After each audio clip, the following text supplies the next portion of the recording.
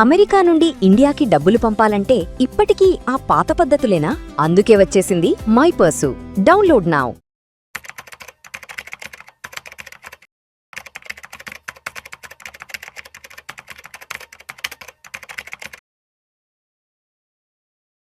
ప్రేక్షకులకి మీ రామచంద్రమూర్తి నమస్కారాలు.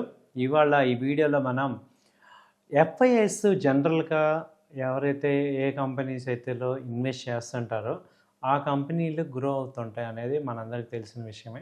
అందుకే ఎక్కువ మంది అసలు ఎఫ్ఐఎస్ ఏ కంపెనీస్లో బాగా ఇన్వెస్ట్ చేస్తున్నారు అనేది తెలుసుకొని వాటిల్లో మనం కూడా లాంగ్ టర్మ్ ఇన్వెస్ట్ చేసుకోవటం అనేది ఒక అన్నదిగా వస్తున్న స్టాక్ మార్కెట్ పాయింట్.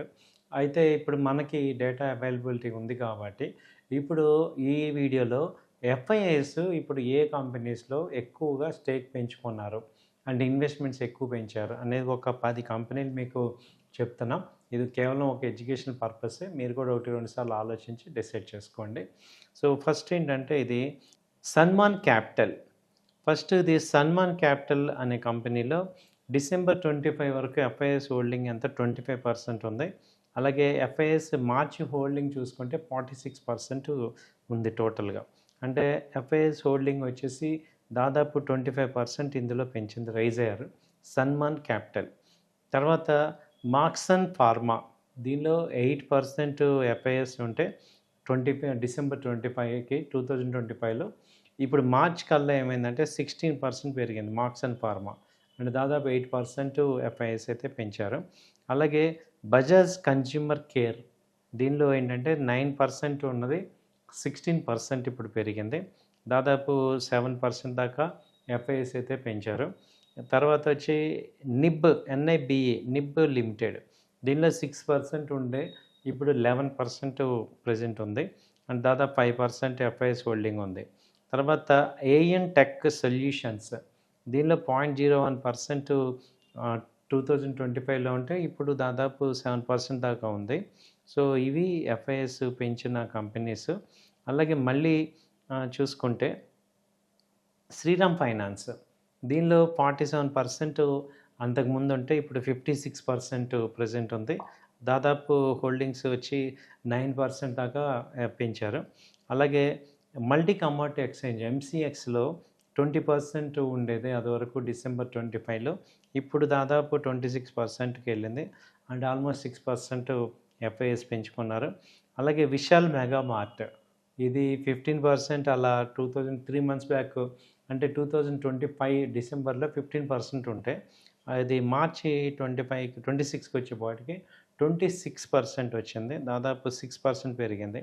అలాగే గుజరాత్ ఎనర్జీ, ఈ కంపెనీ 3.8% ఎఫ్ఐఎస్ ఉంటే 10% ఇప్పుడు డిసెంబర్ నుంచి మార్చి వరకు తీసుకుంటే 10% పెరిగింది. అంటే దాదాపు 7% ఎఫ్ఐఎస్ పెరిగారు.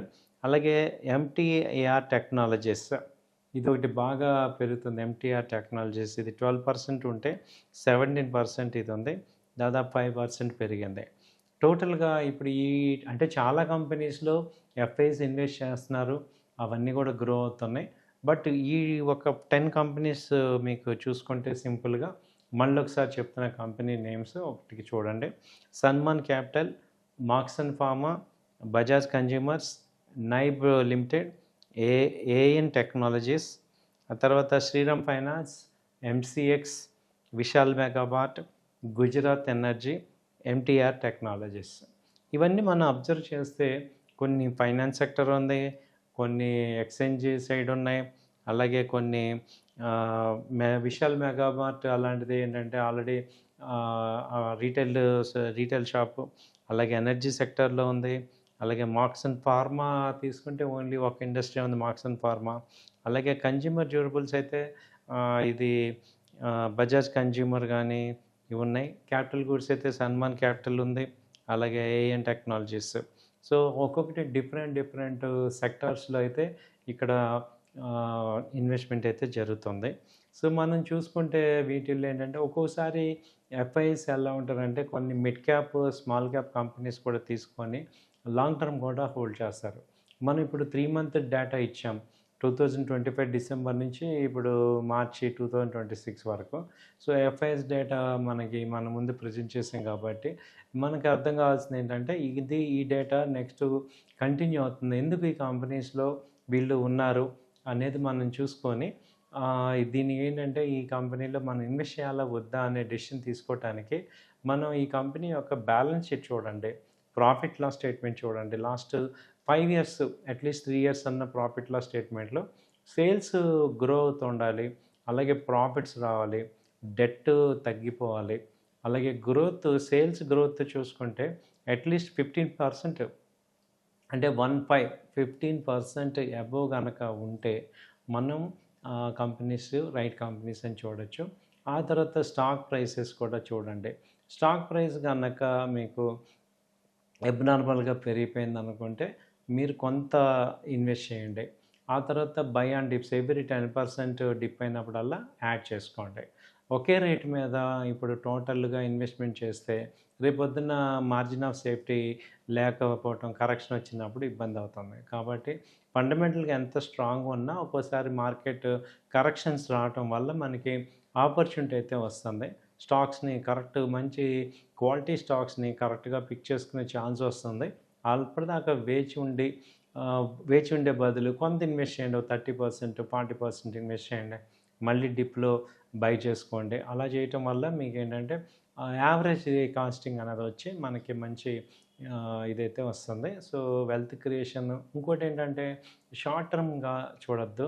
లాంగ్ టర్మ్‌గా చూడండి. ఒక 2 ఇయర్స్, 1½ ఇయర్, 2 ఇయర్స్ హారిజన్ తీసుకుంటే మంచి వెల్త్ క్రియేట్ అవుతుంది. మీకు చిన్న ఎగ్జాంపుల్ చెప్పాలంటే ఇప్పుడు 2022లో ఎస్బీఐ వచ్చి 400, 350, 400 అలా ఉండేది.